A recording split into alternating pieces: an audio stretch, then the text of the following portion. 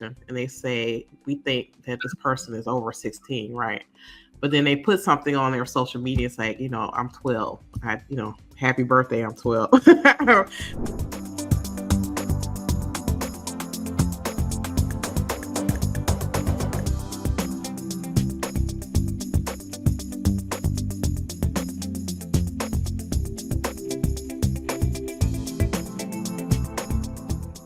This is not a easy button type of issue. It's going to take a lot of different ways to be able to answer this question or this problem.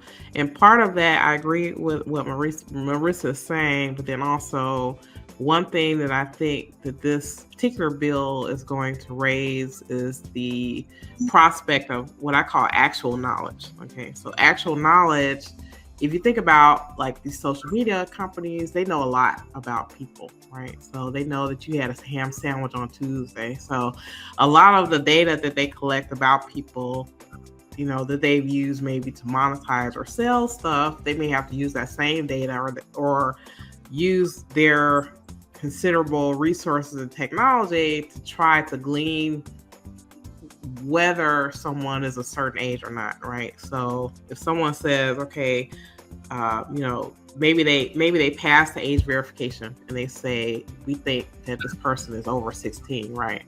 But then they put something on their social media saying, I'm 12. Happy birthday, I'm 12.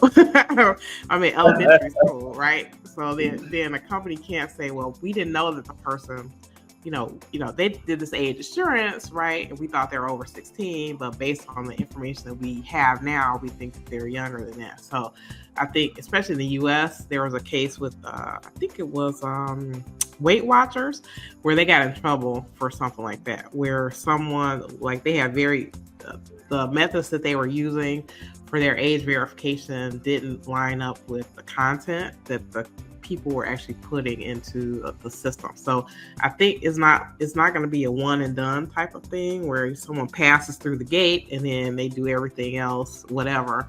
I think it's going to be incumbent on companies to really watch these folks to see if their behavior, or maybe there are things that they're entering into what they're doing in social media that gives them an idea, through AI or whatever, that maybe this person isn't at the age that they say they were.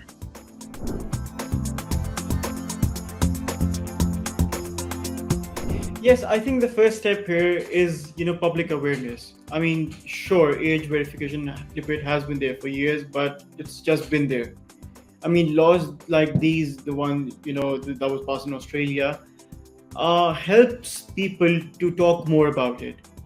Obviously, once they start talking about it, they understand, whether this is the right step forward or this is not the right step forward, or, how AI could help them or how AI is not able to help them.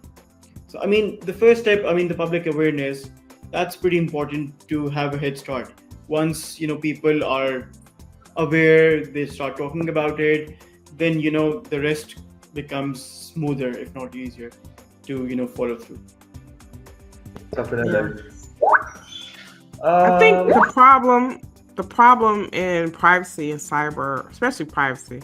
So privacy, you have two problems in privacy, I believe. The biggest problems. One is data collection and data retention. So if you're collecting more data of individuals, you're creating more risk. And if you're retaining it, you're creating more risk. So in this particular scenario with age verification, you may have to collect something of someone that maybe you wouldn't have collected before about them to be able to do this age verification. But then the idea is that you don't want to retain that for longer than is necessary. You certainly don't want to share it or be able to use it for some other purpose. So I think if we're going towards this age where we're doing a lot more of this verification, in digital systems, there has to be more limitations on retaining that information, because that's where a lot of the risk comes. And then when companies collect it, they don't want to be able to use it for other purposes. So I think that will minimize some of that privacy risk that we see. And, from my view, you're really trying to get an answer, right? Is this person under 16 or not? Right. So at the end of the day, I think that's the answer is really all that needs to be retained. So you don't need to retain all this other stuff.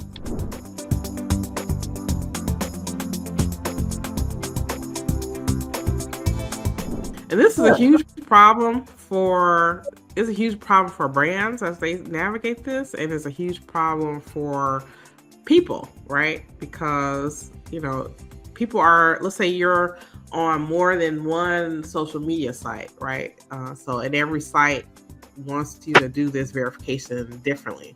I think it's going to create a chilling effect where people are going to be very, they're going to probably pick and choose maybe one or two social media sites they want to be on and not like a lot, because they don't want to be bothered with all this, authentication or verification stuff.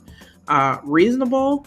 I think the reasonable definition is very broad, and I think that I definitely think there needs to be some standards and best practices.